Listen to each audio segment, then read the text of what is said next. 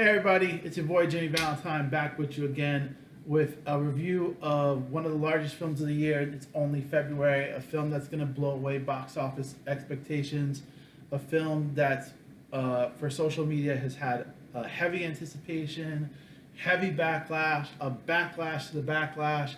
I'm talking about Marvel's Black Panther.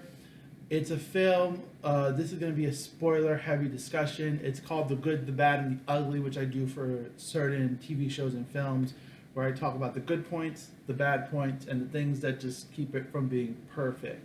If you just watch the first 2 minutes of this video, I can tell you it's a good film. It's very enjoyable. I would recommend any kid over 10 years old could probably see it.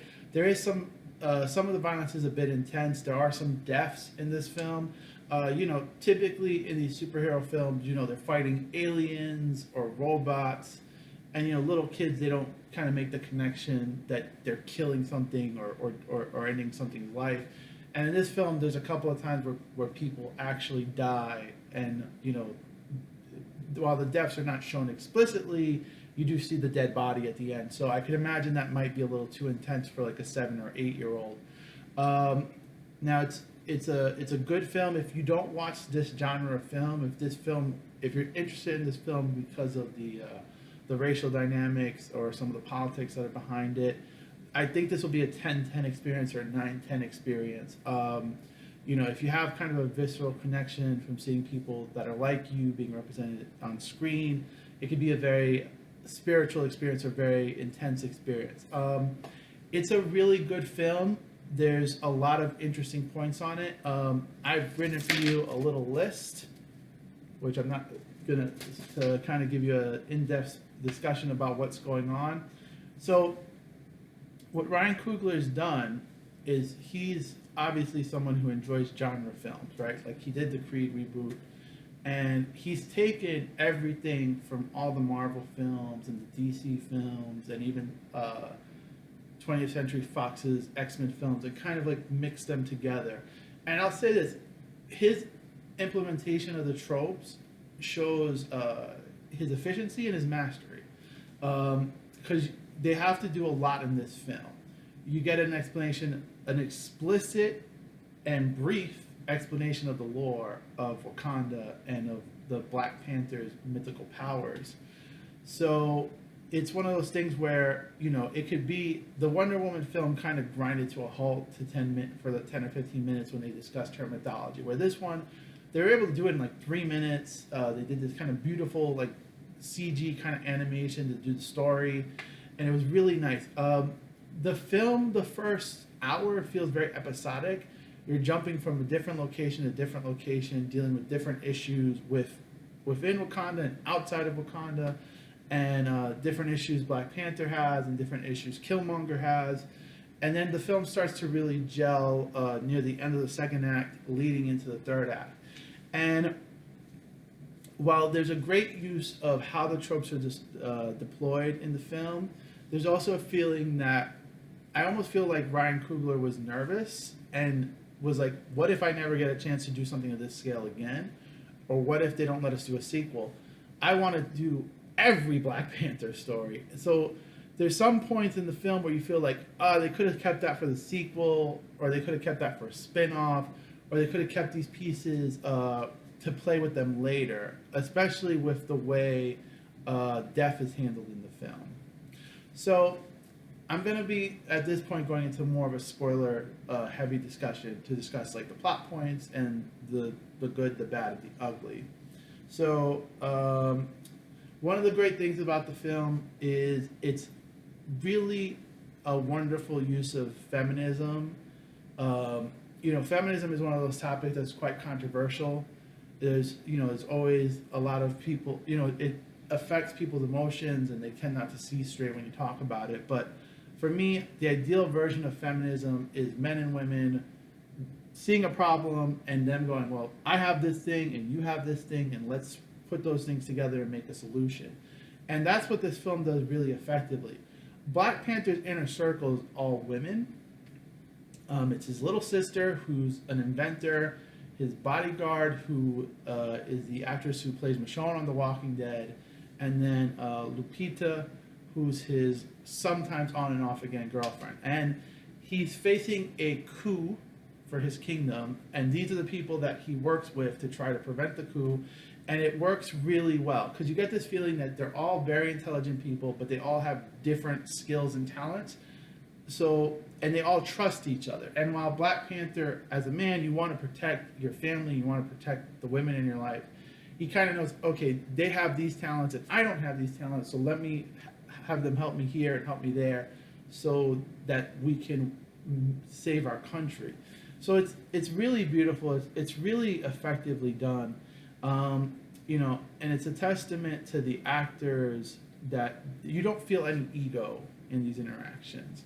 And I'll say this, the young actress playing the little sister, I've never seen her before, but you really feel like the Chadwick Boseman and her have this real familial family connection. And it's really beautiful and really heartwarming, and it was really nice. So that was great.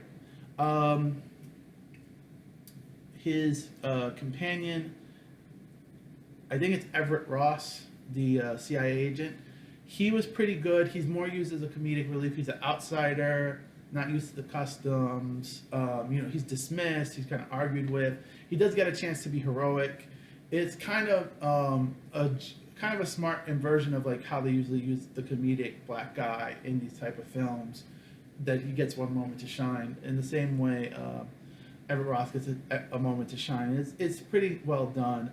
You know, Everett Ross was created by Christopher Priest, an African American writer who worked on Spider-Man and Wolverine and on Deadshot, and he's done Deathstroke. He created him because he wanted to have a character that would kind of add a little bit of comedy, because Black Panther stories tend to be kind of these regal royal fantasies, similar to Thor, similar to Knights type stuff. So Christopher Priest kind of wanted to add some comedy, and Everett Ross lets him do that because he had this outsider that he could play with, and it's used very well. It kind of unlike the last Thor movie or the last Spider-Man movie, there's a decent amount of jokes in this, but there's only two characters that are funny, and everyone else is taking this very seriously. So it's nice. So it's kind of like real life, that not every person would be cracking jokes. I hated Josh Whedon's version of the Avengers because he turned everybody into Tony Stark, even Captain America. Whereas no, Tony Stark is Tony Stark, and Steve Rogers is Steve Rogers. So T'Challa is still T'Challa. He doesn't crack jokes all the time. But you have Everett Ross and Claw tell jokes and be funny, and you can see that's their natures, right? So it worked very effectively. The action sequences, I'll say this, they do a good job of like almost like you could put a stopwatch to it, like every 20 minutes there's an action sequence. So there's all this history and lore, and it's very pretty and it's very beautiful to look at. It's very well shot. You know, one of the things, it was first Spike Lee who kind of revolutionized how to shoot black people, because the lighting tends to have to be different to make them look good and capture them well. And you can see everything that's kind of been an evolution since the 80s onward to this film. That everyone's lit very well. All the framing is really well done. The cinematography is really good. The shots look really beautiful. Like you could pull shots from this film and make them postcards or make them posters, and it's really well done. But you know, it's, you know, if you're there for action or you're there for the comic book element, you could kind of get bored by these other elements. But it's very, I'll say this, Ryan Coogler, I hope they don't limit him and just make him the black superhero director. Like, I want to see him do an X-Men movie. I think he could do a great Iron Man movie, because you could see this as a guy who's a fan. And as a fan, he's absorbed all of it and he's kind of made it better. So there's a great thing of like, there's action sequences every 20 to 30 minutes, so you don't feel like just like you're just watching like a documentary or the History Channel, or like, you know, Come to Wakanda for a visit, like a travel video. So that's really good. Now those are all actually there's one more thing that's really great. Michael B. Jordan. So realistically, if they're fair, Michael B. Jordan should at least be nominated for a supporting Academy Award next year. Whether it'll happen or not, we don't know, right? He's very charismatic. He's a villain that's easy to empathize with. He's very cruel and he's very evil and he does a lot of horrible things. But at the same time, he has so much pain in his eyes and he suffered so much. You really empathize with his villainy and you can see his point of view. For me, he's the greatest in films. I'll say this, in films, because I think on television there's been a lot of great villains, Kilgrave and Wilson Fisk. But in films, he's the best comic book villain since Heath Ledger's Dark Knight. Because much like Heath Ledger's Dark Knight, he has a point to what he's doing. His actions are not just to do terrorism because it's Tuesday. It's a man in pain who feels that he needs to bring more pain to the world. But in addition, he wants to liberate people that are oppressed and under great suffering. And I feel like he's a great portrayal. He's very dynamic. He's got a cool costume. I wish he had kept the horn thing that he uses in one sequence. He kind of loses it after that. But, you can't complain about everything, right? So as you can see, it's a great film. It's very enjoyable. If you just want to hear the warm and fuzzies of it, you could stop this video right now.